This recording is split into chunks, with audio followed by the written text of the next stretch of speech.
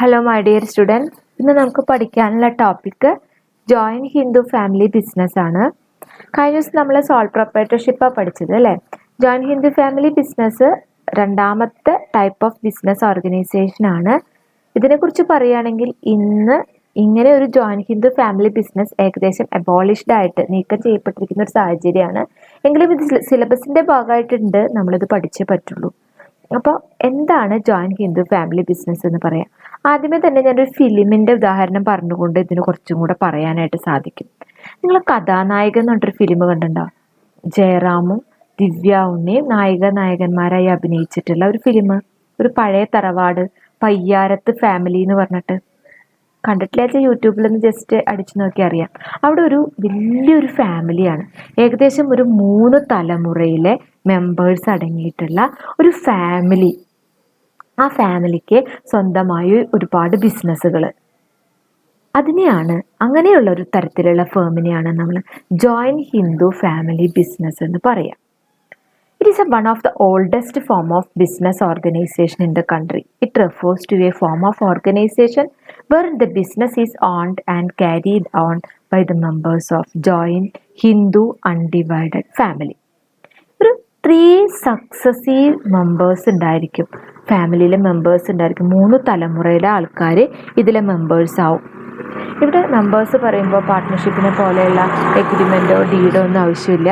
By birth ഇവർ ഈ ഫാമിലിയിൽ ഒരു മെമ്പർ ആവുന്നു, ഒരു പാർട്ട്ണർ ആവുന്നു. ഇതിലെ കാര്യങ്ങൾ നിയന്ത്രിക്കുന്ന ആളെന്നെ കർത്ത എന്നും ബാക്കിയുള്ളവരെന്നെ കോപ്പാസിനേഴ്സ് എന്നാണ് പറയുന്നത്. കർത്ത എന്നും കോപ്പാസിനേഴ്സ്. കർത്ത എന്ന് പറയുന്നത് ആ ഫാമിലിയിലെ എൽഡസ്റ്റ് മെമ്പറാണ്. ഏറ്റവും വയസ്സ് മൂത്ത കാരണവരേനെയാണ് നമ്മൾ കർത്ത എന്ന് പറയുക.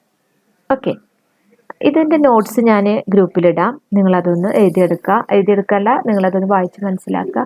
നിങ്ങൾക്ക് ഇതിൻ്റെ നോട്ട് ഞാൻ പ്രിൻ്റ് ഔട്ട് തരാം. ഇന്നാളത്തെ പോലെ ഒരു പ്രാവശ്യം വരികയാണെങ്കിൽ വീണ്ടും ബാക്കിയുള്ള നോട്ട്സ് നമുക്ക് കൊണ്ടുപോകാം.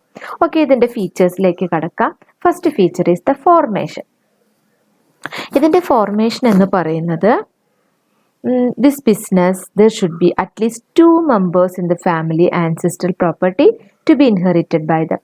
നമ്മൾ ഇതിലെ മെമ്പേഴ്സ് എന്ന് പറയുന്നത് വലിയ ഫാമിലി ആവണമെന്നൊന്നുമില്ല. ഇനി 2 പേരടങ്ങുന്ന 2 പേരടങ്ങിയിട്ടുള്ള ഫാമിലി എന്നില്ല, എങ്കിലും ആ രീതിയിലാണ് ഇതിൻ്റെ ഫോർമേഷൻ്റെ റൂൾ വരുന്നത്. അതുപോലെ തന്നെ the business does not require any agreement as members by birth. Partnership പോലെ എഗ്രിമെൻ്റ് ഒന്നുമില്ല. ഒരു ഫാമിലിയിൽ നമ്മൾ ജനിച്ചു കഴിഞ്ഞാൽ ആ ഫാമിലിയിലെ മെമ്പറായി, അങ്ങനെ അവർ ഈ ബിസിനസ്സിൻ്റെ മെമ്പറായി. It is governed by the Hindu Succession Act 1956.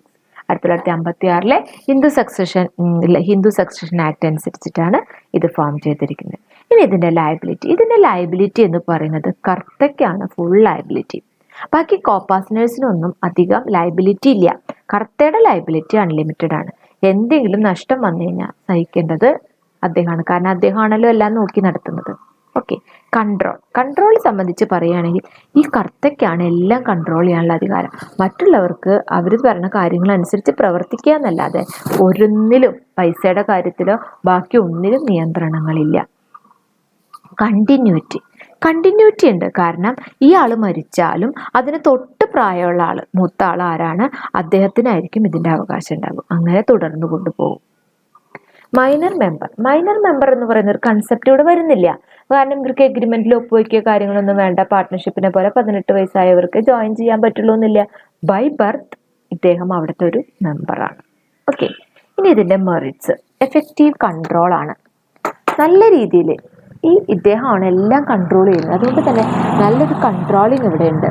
Continued business existence.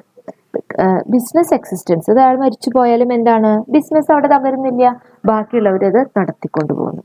Limited liability of മെമ്പേഴ്സിന് വലിയ ലയബിലിറ്റി ഒന്നുമില്ല. ആർക്കാ ലയബിലിറ്റി ഉള്ളത്? കർത്തയ്ക്കാണ്. Okay, increase loyalty and cooperation. നല്ല സഹകരണത്തോടു കൂടിയാണ് മുന്നോട്ട് പോകുന്നതെന്നാണ് പറയുന്നത്. ആ സഹകരണം ആ ഫിലിം കണ്ടവർക്കറിയാം. പലർക്കും താല്പര്യമില്ല ഇയാളുടെ ഭരണത്തിൽ അദ്ദേഹം തോന്നിയ പോലെ ചെയ്യാൻ. സ്വന്തമായിട്ട് കാശൊന്നും ചിലവാക്കാൻ പറ്റുന്നില്ല. അങ്ങനെയുള്ള ഒരുപാട് ബുദ്ധിമുട്ടുകൾ ഫിലിം കണ്ടിട്ടുള്ളവർക്കറിയാം. ഫിലിം കാണാമെന്നല്ല ഞാൻ പറയണത്. അപ്പോൾ എല്ലാ മെമ്പേഴ്സിനും ഇയാൾ പറയുന്ന തീരുമാനങ്ങൾ അച്ചട്ടമായും ചില മുറുമുറുക്കും പിറുപിറുക്കലൊക്കെ ഇതിൻ്റെ ഭാഗമായിട്ട് ഉണ്ടാവും. ഫാമിലി അല്ലേ, പ്രോബ്ലംസ് ഉണ്ടാവുമല്ലോ. Okay, limitation. ലിമിറ്റഡ് റിസോഴ്സസ് ഉള്ളൂ. കാരണം ഒരു ഫാമിലിയുടെ വെൽത്ത് എത്രത്തോളം ഉണ്ട്, അവിടുത്തെ റിസോഴ്സസ് എത്രത്തോളം ഉണ്ട്, അതിനെ ഡിപ്പെൻഡ് ചെയ്തായിരിക്കുന്നത്. വേറൊരു സോഴ്സ് വരാനില്ലല്ലോ. Unlimited liability of karta. കർത്തയ്ക്ക് അൺലിമിറ്റഡ് ലയബിലിറ്റി. എന്ത് ചെയ്താലും അനുഭവിക്കുന്നത് ആരാ? കർത്തയാണ്. ഡൊമിനൻസ് ഓഫ് കർത്ത. കർത്തയുടെ ഒരു ഡൊമിനൻസ് എന്ന് പറയുന്നത് is individually manage the business which may at time not be acceptable to other members. They may cause conflict among them and may even lead to break down the family unit. ഇയാളെ പ്രവർത്തനങ്ങൾ നടത്തുന്നതിന്റെ ഭാഗമായിട്ട് ചിലപ്പോൾ എല്ലാവർക്കും ഒരേപോലെ ഇഷ്ടപ്പെടണമെന്നില്ല. അപ്പോൾ വീട്ടിൽ പ്രശ്നങ്ങൾ ഉണ്ടാകുമ്പോൾ അതിന്റെ ഭാഗമായിട്ട് ഭാഗം വേണം, മറ്റു കാര്യങ്ങൾ എന്നൊക്കെ പറയുന്നു. അങ്ങനെ ഒരുപാട് പ്രശ്നങ്ങൾ ഇതിലുണ്ടാവും. അപ്പൊ അവിടെ ഒരു രക്തബന്ധവും ഒരു ഫാമിലി റിലേഷനൊക്കെ വരുമ്പോൾ നമ്മൾ എപ്പോഴും ബന്ധക്കാരായിട്ടുള്ള പ്രശ്നങ്ങൾ അറിയാലോ, അതൊക്കെ ഉണ്ടാവും. Limited managerial skill. ഇവരുടെ എബിലിറ്റി എങ്ങനെയോ അതിനെ ഡിപ്പെൻഡ് ചെയ്തിട്ടാണ് സക്സസ് ഉണ്ടാവുക. അപ്പൊ നോട്ട് ഞാൻ എഴുതാം. ഇമ്പോർട്ടൻ്റ് ആയിട്ടുള്ള ടോപ്പിക് എന്ന് പറയാൻ പറ്റില്ല, എന്നാലും ഇത് വരാനും സാധ്യതയുണ്ട്. അപ്പൊ അതുകൊണ്ട് പഠിക്കാൻ എളുപ്പമാണ്, പഠിക്കുക. Okay, thank you.